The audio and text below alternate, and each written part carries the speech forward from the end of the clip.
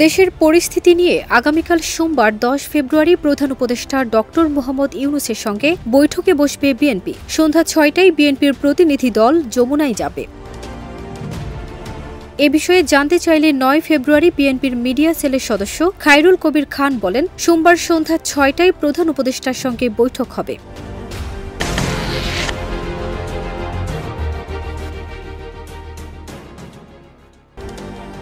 বিএনপির প্রতিনিধি দলে কারা থাকছেন সে বিষয়ে এখনও কিছু জানা যায়নি। বর্তমানে দলটির মহাসচিব মির্জা ফখরুল ও স্থায়ী কমিটির সদস্য আমির খসরু মাহমুদ চৌধুরী যুক্তরাষ্ট্রে অবস্থান করছেন। মির্জা ফখরুল আজ সন্ধ্যা ৫টায় দেশে ফিরবেন।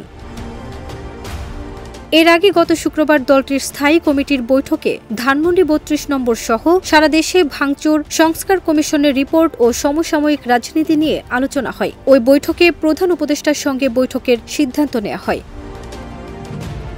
ফারজানা নিকিতা, দেশ রূপান্তর।